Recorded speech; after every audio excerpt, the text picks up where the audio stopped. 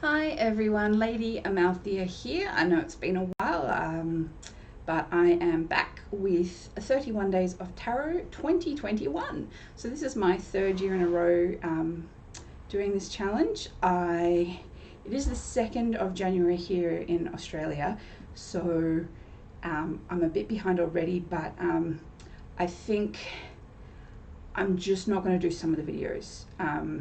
The two other times I've done this, I've done all 31 days. I think maybe sometimes I've combined them, I can't quite remember, but I haven't done, I'm just not sure what to do for video one. I mean, I did do a reading, but it feels like, I mean, it was a year ago, so I mean, yeah, I don't really want to go back to it now, but I thought I would start with day 2, seeing as it is the 2nd, and I am looking at top 5 tarot decks of 2020, ones you purchased and or released in 2020. So I probably purchased 1, 2, 3, 4, 5, 6, 7, 8 tarot decks, I think, which isn't a lot by my stats. Oh, pardon me, hiccups. I probably purchased 8 decks in 2020, 2 of which were secondhand, but the rest were new, and 2 were Kickstarters. And because one of them is not currently in this room with me, I will not be talking, I will not be showing it, but special mention to the Relics Tarot that goes with the Relics game, because that's just such a cool concept. But the 5 decks I really wanted to talk about are the ones in front of me, which are in no particular order. The Star Spinner Tarot, which I have done an unboxing of, which was a few months ago, when I don't remember exactly when I got it, but absolutely love this deck. I first saw Katie Flowers do a walkthrough of it, and I love the fairy tale aspect of it. It is a beautiful deck to work with. I love that it's a bit of a queer deck, which is very nice because it's the one with all those lovers cards, and so you can take out the ones that don't apply to you, or however you want to go. It's beautiful. The colors are so vibrant and vivid. I worked with this one quite a lot, and I did a few readings with it, so absolutely love this one. Highly recommend. It was, I'm not 100% sure when it was released, but it's a pretty new deck, so it might, I'll just see if it says in the book, because the box is open. Oh, it was released in 2020, so there you go. It is actually a 2020 deck, so that's deck 1.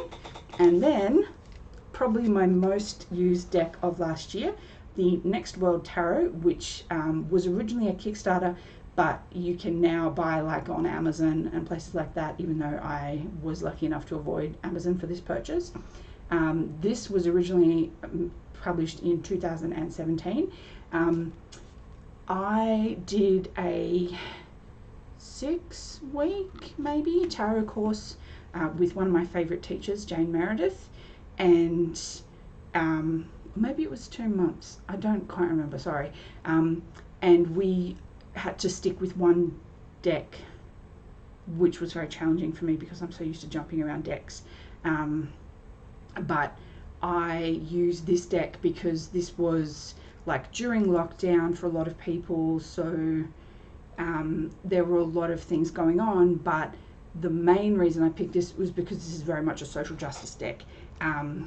As you can see, like from the cover, it's a protest happening, and there are Black Lives Matters cards, and it was the perfect time to be working with that, and I really wanted to be reminded of people who aren't like me, because as you can see, I'm very pale, I'm very white. I live in the country I was born in, even though I don't live in the place I was born in, and I have a lot of privilege, even though I am queer and disabled, and I wanted to re-examine that in a time where it was a big topic of conversation, because we did this in May and June, so yeah, it was the perfect time for it. This deck had arrived not long before that, and it just seemed like the perfect deck to use.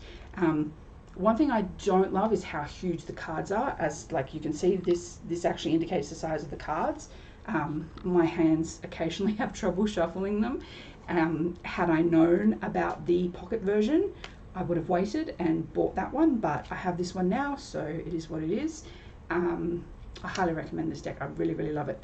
And then next we have even though the box is giant, the cards aren't this giant, the Gaian Tarot, which has been republished a few times. So this is the Schiffer edition, which I know is not everyone's favorite, but I did do an unboxing of this one, and I love this deck. I love this deck. Look, this book is massive. Look at this, it's huge. The cards aren't gigantic, like they're this kind of size, so they're big but not huge. I really, really love this deck. I didn't work with it a whole lot, but I really love it. I finally purchased it after I've got the app for the deck.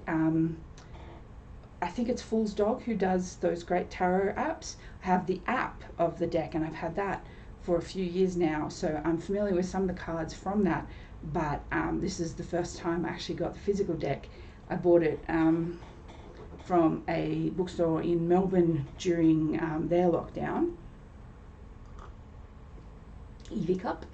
I love this cup.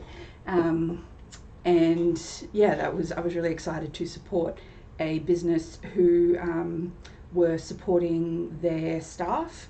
Like, they were making sure that they would have jobs to come back to, which was great because not everyone was able to do that. So and then yeah, so I'm really glad I was able to purchase that.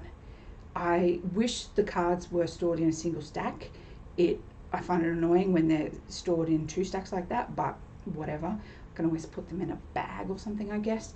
And then the last 2 decks I want to talk about are actually 2 decks I have not used yet because they have arrived fairly recently, and for many reasons I have not really been reading cards much lately, which I miss and I'm determined to get back into, so fingers crossed, we shall see how we go.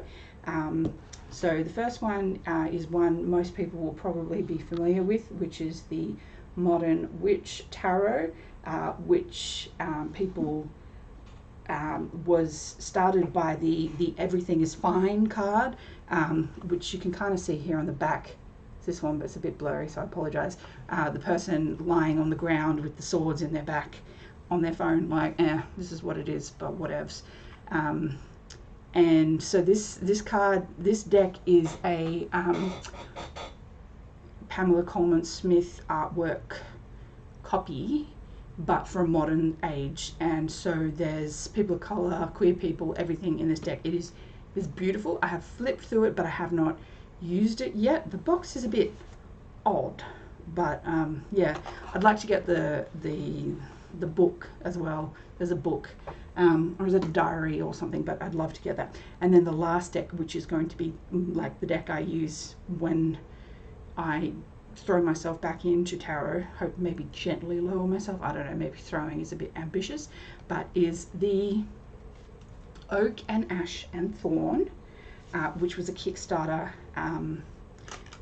which was just absolutely gorgeous, and it's all woodland creatures, and oh, it's delightful. And I have barely, like, I've gone through the deck myself, but I haven't started using it. Look at that, it's so cute. And the package was beautiful, and it came with little things, and because I backed it on Kickstarter, so I got a few little goodies, and they've announced that they're making another deck together, which is so exciting because the hopefully it says it on here. No, it does not. Oh yes, it's on this side. It was a collaboration between Stephanie Burrows and Adam Ohlers, O-E-H-L-E-R-S. I'm not sure if I've said that correctly, but this aesthetic is totally my jam. I'm very big into, you know, cottagecore, all that kind of stuff. I'm a big fan, so this just absolutely spoke to me. And they're releasing a dragon deck next, which is very, very exciting. So I'll be making an exception to my no kickstarting more tarot decks for that deck.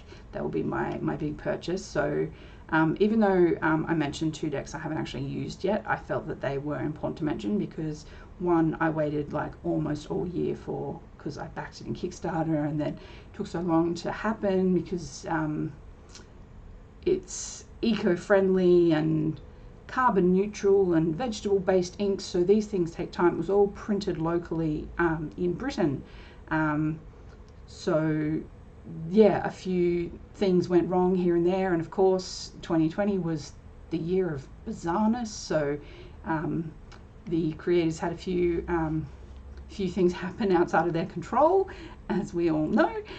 So yeah, I was watching, reading eagerly every single update, waiting to see like when it would arrive. So I just can't wait to work with this deck. And then Modern Witch is one I've been eyeing for quite some time.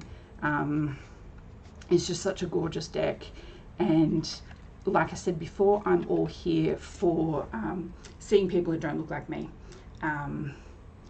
and I think, yeah, like particularly these days, it's more and more important to be diverse and be aware of diversity.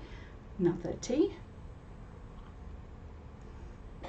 So yeah, that's it for the 31 days of tarot aspect of this video. I just wanted to say part of the reason I haven't been making videos lately is there's a lot been going on in my personal life, and part of me has been very fearful of making videos because I'm really struggling with a lot of issues, and right now I am ashamed at my appearance as I'm having an eczema flare up and I'm covered in eczema and I feel horrendous, but like hopefully no one cares. And like my room is messy. I tried to reposition the camera so you'd see my craft shelves, and I couldn't get it to work. It turned into a view of the printer. Yeah, I need a bit of help with all of this. But yeah, I've really been struggling dealing with a lot of things, and I just haven't felt right making videos. I've been trying and just hasn't been happening. So I'm hoping doing 31 days of tarot will get me back into it. I've wanted to not just focus on doing unboxings, I'm wanting to do more, but also I'm not really sure what I'm wanting to do, so we shall see how it goes. Thank you for watching, many blessings, and until next time. Where's the stop recording button? Oh, it's moved, there it is. Bye.